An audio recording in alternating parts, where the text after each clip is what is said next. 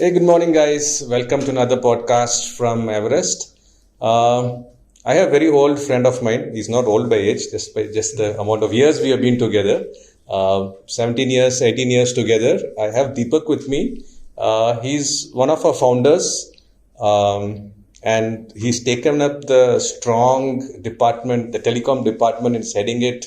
And he's looking at he's just not looking at the department. He's one of the key architects behind our products. We have an OSS suite, and Deepak actually heads this entire product initiative, right? Thanks, Deepak, for being here. Thanks, Satish. Thanks for inviting me here. It's always been a dream to get you on camera. Okay? So good to be here. So let's get to the questions, right? So I think OSS is something that's been in the market for quite some time, right? We have heard of it named consistently, but whenever we go present to customers, one of the questions they ask is, what is OSS? What is UNMS? What is NMS? What is EMS? There are too many terms. How do you explain it in an easy way? Okay, actually, this is typically most of the questions, even actually, I used to get it actually when you're looking at it here. So typically, before getting into all these terms, when you're looking at it from the network management side, typically, okay, there are major terms is FCAPs. Correct. Fault, configuration, accounting, performance, and security management. So any of the system, whatever we are talking about, OSS or UNMS or NMS or EMS, all does the same thing actually. But it does it in a different way. If you look at from the EMS perspective, it does it for only one node or one group of set of nodes. Okay, it's mainly specific to a particular node level. That is what EMS does actually. It doesn't bother about the interconnectivity between the nodes, all these things. It just talks about take an element and do the management, complete FCAPs it does for that particular element. Okay. But when you look at from the network NMS perspective, it does for the group of nodes and it identifies the relation between those nodes. So it is one level above the EMS if you look at here. It not only talks about the managing of the node plus the interconnectivity of those nodes. So it talks about it in a network level. So when you look at from the NMS, right, it can manage a particular similar type of network equipments, like say one technology of multiple vendors or multiple vendor, same vendor, multiple technology elements. It can manage. That is what NMS does actually. OSS or UNMS is the above layer if you look at. Typically OSS and UNMS both are same. Okay. It is just people uses the different word, that's all. According to their convenience they use. It's at the end of the same. OSS is the industry standard term, which is an operational support system mainly. UNMS is a more of like field terminology, unified network management system if you talk about. So this is for multi-vendor, multi-technology equipments, managing it in a centralized console. That is what UNMS or OSS talks about actually generally. Okay. Is it even right telling that OSS is typically used in telecoms and in large enterprises and NMS is used in the mid-level? Yeah. Is that true? If you look at that actually, see, if you look at here, all the service provider, if you're going in any big telecom service provider, they have invested huge amount of money in the EMS and NMS markets. Okay, they have, like if you look at here, any big telcos or any even small medium telcos also, ISPs, they have multiple technology equipments will be there in there. Sure. To manage that, they'll be having multiple NMSs will be there. But they have a challenge of managing it that, like they don't have an end-to-end visibility. That is where UNMS or OSS comes into picture. Okay, basically if you want to get a complete end-to-end network visibility, that's where the UNMS comes here actually. Okay, so it's not really that it needs to be telecom. It could be even for the big enterprises. There are we have certain use cases we have done it even for the big enterprises where they require this kind of things because they want to get the visibility of their complete infra. True. Yeah. And nowadays with technology growing, they have very vast because like if you look at here, multiple vendor equipments there, and nobody wants to get into a monopoly. Okay, in terms of underlying network, that is a big problem. Suppose if they get into monopoly and somewhere the vendor get into a kind of not good shape, their business impacts. So they always want to have a backup things. They want to have the grow in a diverse way. So that is why they invest in huge like different type of technologies, different type of vendors. Even the same technology, different vendors will be there. But managing those will be in a single console will be a very big problem because each will be having their own terms, the way they talks about, the way they explain, they showcase in their UI, all complete flow will be different. So you need skilled engineers to manage respective technology equipments or respective technology NMS itself. So that is where UNMS comes into picture, where you have a unified view of managing the network. Okay, so that is what it is actually mainly there. Yeah, that's why UNMS is actually a local term that is So people are actually, because when you look at from the operational point of view, the layman terms, they prefer it in a UNMS. But when you look at from the standard industry standard point of view, it is called OSS, operational support system. Yeah, for your complete I think operations. the first time we heard UNMS, they told us it's umbrella, umbrella NMS. Because people don't have a clear idea. Okay, it is actually unified network management. That's true, right? Nice. So this is definitely playing a critical role in, I think, large enterprises and stuff, which is probably driving each country, right? Large enterprises are driving one way or the other. How are they benefiting from this? Okay, so if you look at from the benefit point of view, before getting to the benefits, if you look at here, in a particular customer or any service provider organization, there will be major 3 departments will be there. One is a planning, second is a provisioning, third is the monitoring. Because once they plan, okay, where they want to invest their network grow, where they want to invest on a particular their target customers, that is where the planning comes into picture. Once the planning has been identified, they go for the provisioning to enhance their network, establish into those field areas and all. Then once that has been established, everything, customers are acquired, onboarded, they need to do a continuous monitoring. So when you look at in these 3 angles, how OSS benefits to them or UNMS benefits to them. If you look at here, first thing, as a base functionality of UNMS is to consolidate your network. Okay, so where you need to have a unified inventory, basically all your network, all your complete infra has to be viewed from the single console. That is where the unified comes into picture. Then it will provide you end-to-end network visibility if you are looking at here. So when you are talking about end-to-end network visibility, mainly if you look at here, when you're looking at from the planning point of view, where I need to grow, okay, so where is my traffic has been congested, where is my capacity has been already fulfilled, where is I have enough capacity where I can grow. That is where the moment I have a complete visibility is there, which actually helps the planning team to think through whether I have invested everything in a proper angle or a different angle. Currently, what if UNMS is not there, what people are doing, they don't have a clear visibility. We have done actually certain use cases are there, how our customer benefited using that. If you look at here, they were relying on the underlying systems, okay, how these, but they don't have a proper report to them to such a way that actually how they don't have a visibility that way. So they just rely on the people's word, okay, which actually kind of sometimes they over invested. Okay, certain equipments they have overly bought and it is not unused kind of thing. That's kind of scenarios where also we were there. But after the system what we brought in, it has actually gives a clear visibility to them. So they were able to find out, okay, where they can invest, where they can actually extend or where they can optimize the loads. So that they were able to do, which is in the planning side. Next is a provisioning department. When you're looking at provisioning department, we have done actually kind of you do a network provisioning. Network provisioning, I'm talking about like complete device level provisioning, server level provisioning. Everything we can do it from the singles, from centralized system itself. You don't need to go to the field kind of things to do any tech skilled labor. You don't need to put it into the field to deploy and configure. Everything can be done from the central system itself. It can be automated in that way. Next is a service provisioning. So once the infra has been there, on that infra, what you are offering to your customer, that is where the service provisioning comes into picture. So whether you want like internet services or MPLS connectivity services or Lambda services, DWM cases or GPON services like in the FTTH domain.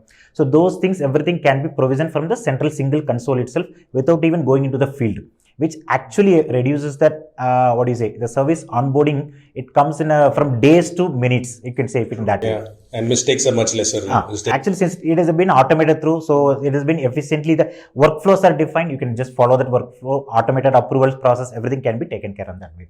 Okay, so that is how it helps the provisioning department. Next thing is the monitoring, if you look in here. So when I'm covering that one, service fulfillment and service assurance. Whatever I talked about before was a service fulfillment angle. But now when you're looking into the service monitoring, that is assurance side, that is where the monitoring comes into picture, where you will get since you have a centralized visibility of the complete network. So what is it actually? You don't need to get into suppose some problem occur, you don't need to get into multiple console to view. Okay, it has all been viewed in a single console. Plus, since we have a complete visibility is there, we can able to do a better correlation. So that is where the major key role that we are differentiation that we are bringing to the customer. So we are able to do a complete different correlation. With that correlation, what is that? Actually identifying the exact root cause, which actually helps the team to reduce the MTTR. So at the end of the day, when you're looking at from the service assurance, MTTR is one of the major parameter, because in the network, alarms will come, fault will occur, but how fast you are recovering from that fault, that is what you are actually bringing the advantage to the users. So that is what actually we are helping them actually by reducing their MTTR. How we are doing it? If you look at here, there is a, say for example, there is a different type of networks it is customer is having.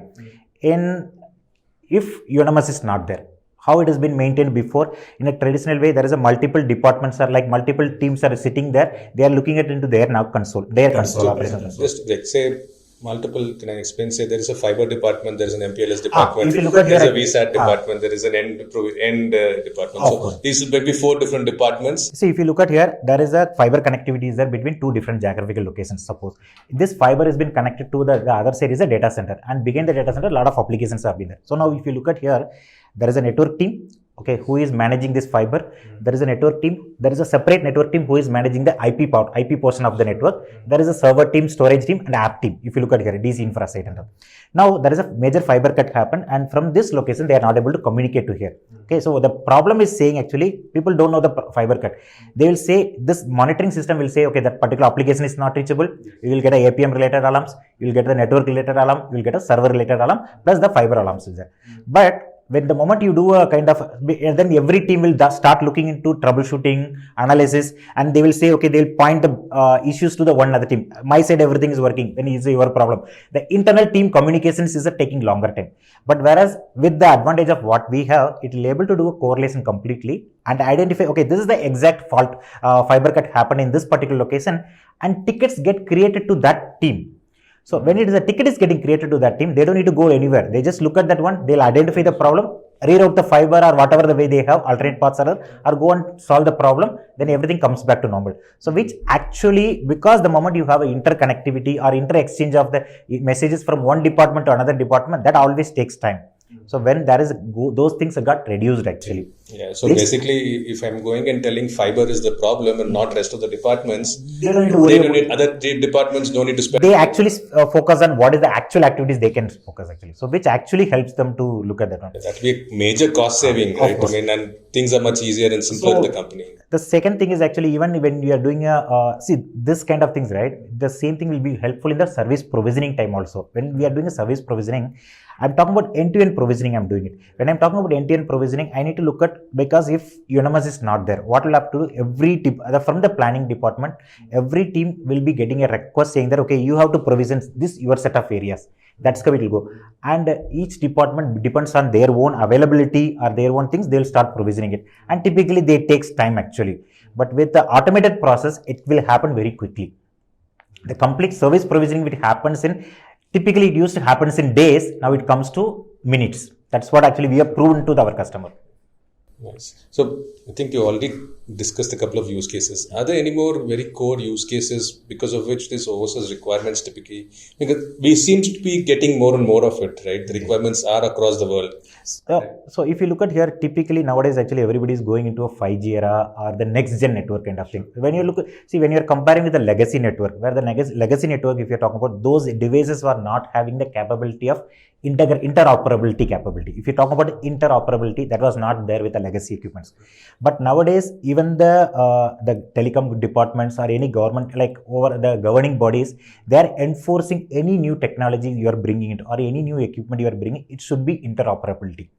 Okay, that is a major word actually, sir. So because of that interoperability, the reason is the information will be exchanged from the one layer to other layer, higher layers. Okay. So when we are talking about here, and nowadays because the bandwidth usage or capacity requirement is very high. It has been like actually, if you down the line 4 years back or 10 years back, right, the usage what we have now, it is earlier it was 2G. Now it is actually 5G, 6G people are talking about. The speed is also more actually. So the data what is evolving, it is more actually. So what they are actually looking at, the new technologies coming into picture, they wanted to see how it will be interoperability in terms of that way, plus how it can be easily provisioned and automation. That's what they are mainly looking into. Everything has to be automated technologies, no manual intervention for the layman work. They want a skilled people to actually solve the problems, but not for the regular day-to-day operations can be automated in that way. That is what people are looking into that way. When you are looking at it in that way, UNMS comes into UNMS plays a huge role. Okay, if you're looking at, because you have equipments having the connectivity, like what do you say, interaction with the upper layer. From the upper layer, commands can be pushed down and it can be executed.